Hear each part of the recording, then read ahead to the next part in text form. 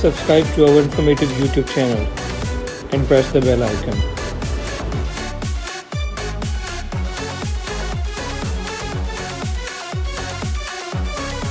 नवंबर 1990 की सुबह कौमी असम्बली का खसूसी इजलास मुनक्किद हुआ, जिसमें कायदे ऐवान का इंतखाब अमल में लाया गया। पार्लिमान में अक्सरियती जमात के तौर पर IJI की पार्लिमानी पार्टी ने मियां मोहम्मद नवाज शरीफ को वजीर आजम के तौर पर मुंतखब किया। नवाज शरीफ को कौमी असम्बली के 192 में से 153 वोट मिले, जबकि PDA के उम्मीदवार अफजल खान सिर्फ 39 वोट हासिल कर सके। ये वो दिन था कि जब मियां मोहम्मद नवाज शरीफ ने पहली मर्तबा वजीर आजम का हलफ उठाया। पाकिस्तान मुस्लिम लीग नून के कायद मियां मोहम्मद नवाज शरीफ 3 बार 1990 से 1993, 1997 से 1999 और आखिरी बार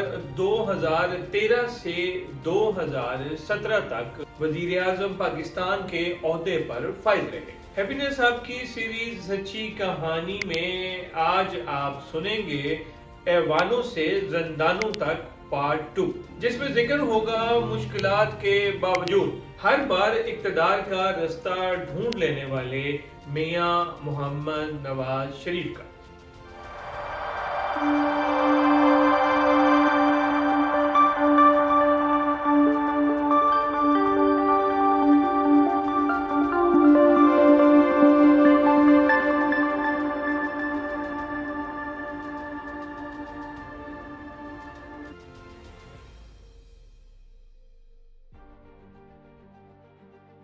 हालिया दौर में पिछली 3 दहाइयों से पाकिस्तानी सियासत पर राज करने वाले नवाज शरीफ के इक्तदार के दोबारा इतने करीब पहुंच जाने का तस्वर शायद कुछ ही लोगों ने किया होगा। नवाज शरीफ की वज़ारते उज़्मा का आखिरी दौर करप्शन के इल्जामात पर खत्म हुआ था और इससे कबल उन्हें 1999 में फौजी बगावत के नतीजे में वजीर आजम के मनसब से हटाया गया था, लेकिन पाकिस्तानी फौज के मुखालिफ के तौर पर समझे जाने वाले मियां मोहम्मद नवाज शरीफ ड्रामाई तरीके से पाकिस्तान की पार्लिमानी सियासत में अपनी वापसी कर चुके हैं। 25 दिसंबर 1949 में लाहौर की एक कारोबारी शख्सियत और सनतकार मियां मोहम्मद शरीफ के घर में पैदा होने वाले नवाज शरीफ ने अपने सियासी कैरियर में काफी नशेबो फराज देखे। 70 की दिहाई में सियासत की दुनिया में कदम रखने वाले नवाज शरीफ को जनरल जियाउल हक के दौर में पहली दफा वजारते खजाना का कलमदान दिया गया और फिर 1985 के गैर जमाती इंतखाबात के बाद नवाज शरीफ के सियासी कैरियर का सही मैनों में आगाज हुआ, जब मियां मोहम्मद नवाज शरीफ ने वजीर आला बनकर सूबाए पंजाब की बागडोर संभाली। इसके बाद 1988 के इंतखाबात में इस्लामी जमहूरी इत्तेहाद के नाम से उभरने वाली पार्टी के साथ उन्हें वफाक में हुकूमत न मिल सकी, लेकिन एक बार फिर वो पंजाब की सियासत के फातेह करार पाए। नवाज शरीफ की इक्तदार के ऐवानों में आमद के हकायक की खोज में एक बार फिर माजी में जाना पड़ेगा। पाकिस्तान पीपल्स पार्टी बाएं बाजू की एक तगड़ी जमात थी और जुल्फ़िकार अली भुट्टो ने दाएं बाजू वाली तमाम सियासी जमातों और सियासतदानों को अपने आगे लगाया हुआ और इसीलिए उन्हें शिकस्त देने के लिए कमोबेश तमाम मजहबी जमातों और दाएं बाजू की जमातों पर मुश्तमिल पाकिस्तान कौमी इत्तेहाद मैदान में लाया गया।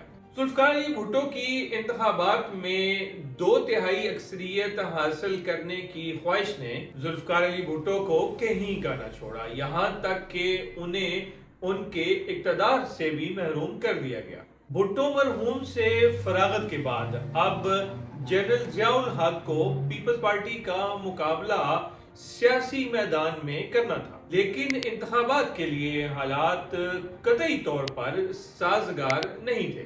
صوبوں میں مارشل لا ایڈمنسٹریٹر گورنر تعینات کیے گئے اور پنجاب میں غلام جیلانی خان کی بطور مارشل لا ایڈمنسٹریٹر اور گورنر تعیناتی بھی اسی سلسلے کی ایک کڑی تھی۔ غلام جیلانی سقوط ڈھاکہ کے بعد بھٹو کے دور حکومت میں 16 دسمبر 1971 کے بعد سے لے کے 1976 تک ISI کے سربراہ رہے، اور یہ وہی دور تھا کہ جب ذوالفقار علی بھٹو شریف خاندان کے کارخانے نیشنلائز کر رہے تھے۔ اور یہ بھی شاید بہت کم لوگ جانتے ہیں کہ میاں شریف کے غلام جیلانی خان سے تعلقات ان کے گورنر بننے سے پہلے کے تھے، اور اسی لیے نواز شریف کا غلام جیلانی کے ساتھ ملنا ملانا تھا، اور غلام جیلانی یہ بھی جانتے تھے کہ شریف خاندان میں بھٹو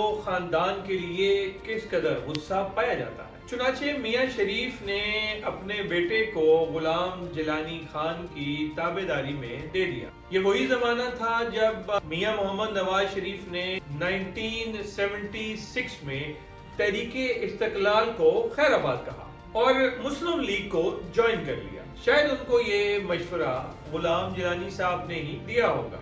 نواز شریف نے غلام جیلانی کی کابینہ میں وزیر خزانہ کی حیثیت سے طاقت کے ایوانوں میں قدم رکھا اور جنرل ضیاء الحق کی زیر قیادت پنجاب ایڈوائزری بورڈ کے رکن کی حیثیت سے نواز شریف کا 1981 میں تقرر کیا گیا۔ نواز شریف کو 1985 کے غیر جماعتی انتخابات کے نتیجے میں پنجاب کا وزیر اعلیٰ بنایا گیا، اور دائیں بازو کے سرخیل کے طور پر اسٹیبلشمنٹ نے نواز شریف کی تراش خراش کی۔ 1986 میں جب محترمہ بے نظیر بھٹو کی واپسی ہوئی تو ان کے تاریخی استقبال نے جنرل محمد ضیاء الحق کو ہلا کے رکھ دیا۔ ایسے حالات میں کرہ ایک بار پھر میاں محمد نواز شریف کے حق میں نکلا، اور جنرل محمد ضیاء الحق کی طاقت سے جماعت اسلامی اور مولانا سمیع الحق کی مدد سے میاں محمد نواز شریف نے دائیں بازو کی جماعتوں کو اکٹھا کرنا شروع کیا اور بائیں بازو کے سیاستدانوں کو للکارنا شروع کر دیا۔ 1988 میں جب جنرل ضیاء الحق نے جو نیجو حکومت کو برطرف کیا تو ایسے میں میاں محمد نواز شریف جنرل محمد ضیاء الحق کے ساتھ کھڑے رہے اور قائم مقام وزیر اعلیٰ بھی رہے۔ پھر جب میاں محمد نواز شریف کو دوبارہ وزیر اعلیٰ بنایا گیا تو انہوں نے مرکز میں محترمہ بے نظیر بھٹو کی حکومت کو خوب للکارا۔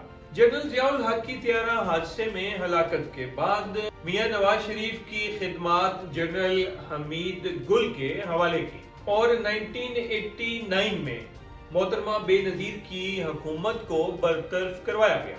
پھر میاں محمد نواز شریف نے اسلامی جمہوری اتحاد کے پلیٹ فارم سے الیکشن لڑا۔ الیکشن جیتنے کے بعد وزیر اعظم تو غلام مصطفیٰ جتوئی کو بنوانا تھا، مگر میاں شریف کے تجربے اور سیاسی جوڑ توڑ نے سب سیاستی پنڈتوں کو پچھاڑ دیا۔ وزیر اعظم بننے کے بعد میاں محمد نواز شریف نے سب سے پہلے پاور پلیئر غلام اسحاق خان کو چیلنج کیا، اور انہیں فارغ کرنے کے بعد محترمہ بے نظیر بھٹو کے دستے راست صدر فاروق لغاری کے ساتھ مل کر محترمہ بے نظیر بھٹو کی حکومت کو گرایا اور دوبارہ سے وزیر اعظم بنے۔ محترمہ بے نظیر بھٹو، غلام اسحاق خان، صدر فاروق لغاری، chief justice Sajjad Ali Shah, general Asif نواز جنجوعہ اور زرداری سے مٹ بھیڑ میں طاقتور پاور پلیئرز نے ہمیشہ میاں محمد نواز شریف کا ساتھ دیا۔ پھر ایک دن میاں محمد نواز شریف نے اپنے ہی تراشنے والے پاور پلیئرز کو چیلنج کرتے ہوئے جنرل جہانگیر کرامت کو گھر بھیج دیا۔ اب میاں محمد نواز شریف کا اگلا شکار جنرل پرویز مشرف تھے۔ مگر ایسا ہو نہ سکا اور فوجی بغاوت کے نتیجے میں میاں محمد نواز شریف کو وزیر اعظم کے منصب سے ہٹا دیا گیا۔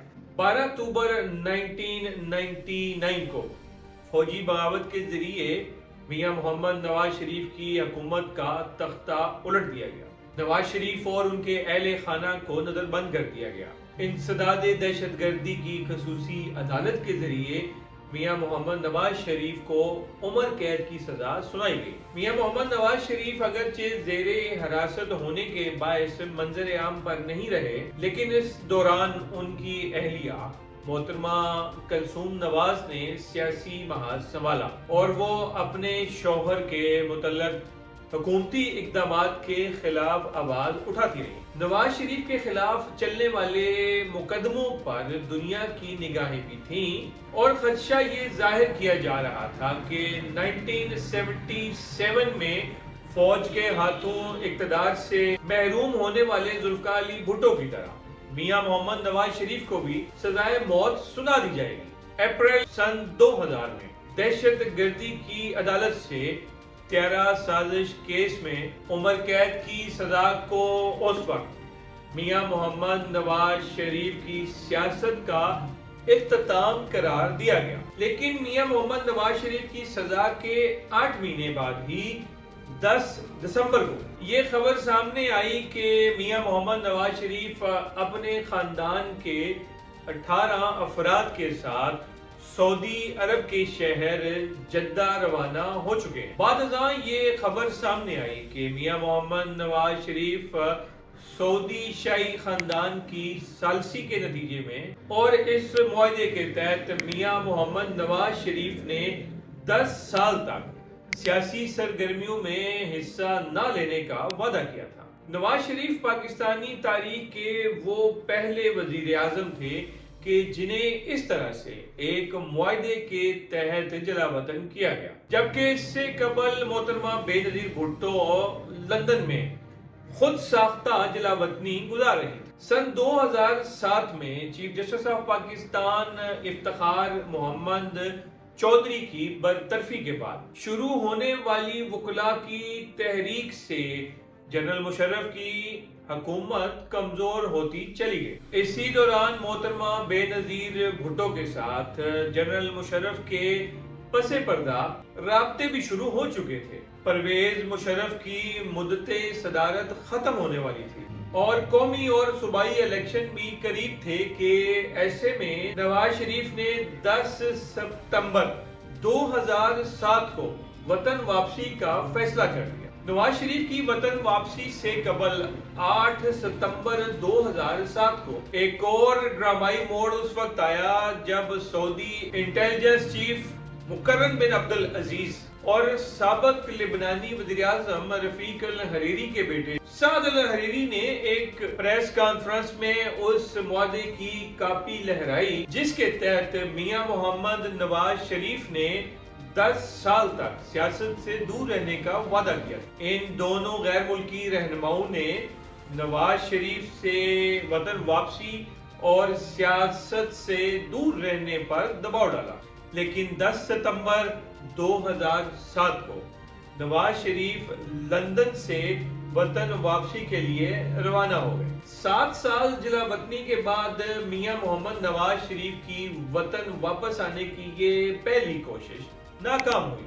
اسلام آباد پہنچنے کے بعد پہلے تو میاں محمد نواز شریف کو تقریباً 90 منٹ تک جہاز سے باہر ہی نہیں آنے دیا گیا اور ملک پہنچنے کے تقریباً 4 گھنٹے کے بعد انہیں سعودی عرب ڈیپورٹ کر دیا گیا۔ 25 نومبر 2007 کو نواز شریف دوبارہ وطن واپس پہنچے تو حالات کافی حد تک بدل چکے تھے۔ جنرل مشرف نے آرمی چیف کا عہدہ چھوڑ کر پاک فوج کی کمان جنرل اشفاق پرویز کیانی کے حوالے کر دی اور خود سویلین صدر کے طور پر حلف اٹھا لیا تھا۔ نواز شریف نے 2007 میں وطن واپسی کے بعد ایک فعال اپوزیشن رہنما کا کردار ادا کیا اور 2013 کے انتخابات میں مسلم لیگ نون، وفاق پنجاب اور بلوچستان میں حکومت بنانے میں کامیاب ہوئی۔ اس دوران 2011 کے بعد پاکستان تحریک انصاف عمران خان کی قیادت میں لاہور میں اپنے ایک بڑے جلسے کے بعد ملک میں ایک نئی سیاسی قوت کے طور پر سامنے آئی اور 2013 کے انتخابات میں وہ خیبر پختونخوا میں اپنی حکومت بنانے میں کامیاب ہوئے۔ نواز شریف 2013 میں ملک کے تیسری بار وزیر اعظم بنے، مگر انہیں اس بار بھی وقت سے پہلے اپنے اقتدار سے محروم ہونا پڑا۔ ہوا کچھ یوں کہ میاں محمد نواز شریف کی تیسری وزارت عظمیٰ کے دور میں 3 اپریل 2016 ICIJ نے دنیا بھر کے سیاسی اور کاروباری شخصیات کی آف شور کمپنیز کے متعلق تقریباً 11.5 لاکھ خفیہ دستاویزات جاری کی اور یہی دستاویزات بعد میں پاناما پیپر کہلائیں۔ ان آف شور کمپنیز میں سے 8 آف شور کمپنیوں کا تعلق میاں نواز شریف کے دونوں بیٹوں حسن نواز، حسین نواز اور بیٹی مریم نواز سے بھی تھا۔ البتہ ان آف شور کمپنیوں میں سے کوئی بھی کمپنی براہ راست میاں محمد نواز شریف کے نام پر نہیں تھی۔ ان پاناما پیپرز کے جاری ہونے کے بعد تحریک انصاف کے چیئرمین عمران خان نے نواز شریف کے خلاف تحقیقات کرنے اور نواز شریف کے مستعفی ہونے کا مطالبہ شروع کر دیا۔ اپوزیشن جماعت پاکستان پیپلز پارٹی بھی اس مطالبے کے حق میں تھی۔ ملک میں پاناما پیپرز کے بعد شروع ہونے والی سیاسی ہنگامہ خیزی اپنے عروج پر تھی کہ نواز شریف اپنے طبی معائنے کے لیے لندن روانہ ہو گئے۔ نواز شریف کے وطن واپسی کے بعد پاناما پیپرز کے معاملے میں سیاسی درجہ حرارت مسلسل بلند ہوتا گیا۔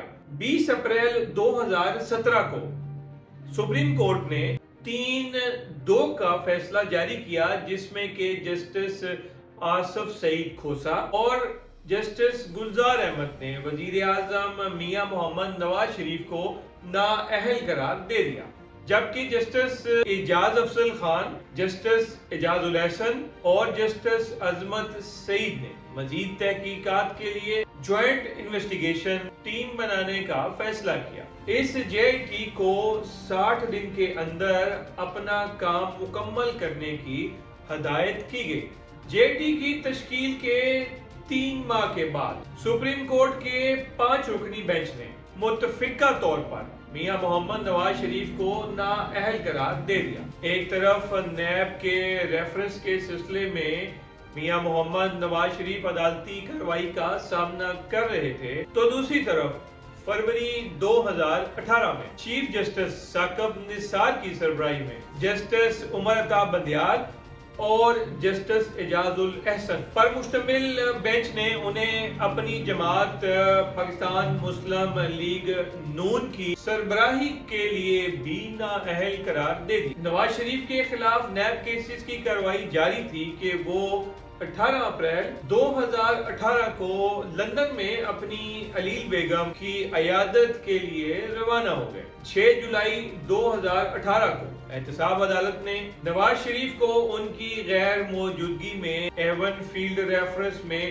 10 سال قید کی سزا سنا دی۔ اسی کیس میں نواز شریف کی بیٹی مریم نواز کو 7 سال اور ان کے داماد کیپٹن صفدر کو 1 سال قید کی سزا سنائی۔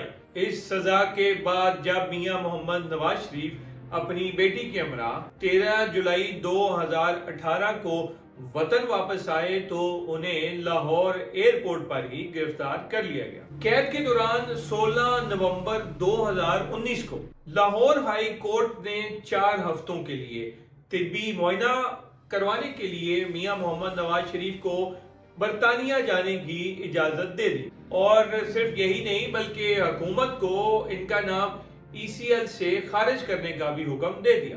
اس کے بعد 19 نومبر 2019 کو میاں محمد نواز شریف بیرون ملک روانہ ہو گئے۔ 4 ہفتوں کی دی گئی اس اجازت کے بعد نواز شریف لگ بھگ 4 سال تک لندن میں مقیم رہے اور ان 4 سالوں میں بہت کچھ بدل گیا۔ تقریباً 4 سال کے بعد وطن واپس آنے والے میاں محمد نواز شریف کے لیے اقتدار میں واپسی کا رستہ بھی ہموار ہے اور پاکستان کے مقتدر حلقوں کے ساتھ پاکستان مسلم لیگ نون کی ماضی کی طرح کی تلخیاں بھی نہیں ہیں۔ سیاست ممکنات کا کھیل ہے اور سیاست میں کچھ بھی دائمی نہیں ہوتا۔ یہ مثل پاکستان کی سیاسی تاریخ پہ پوری اترتی ہے۔ تقریباً 4 سال کے بعد میاں محمد نواز شریف جب احتساب عدالت کے اسی جج محمد بشیر کے سامنے بطور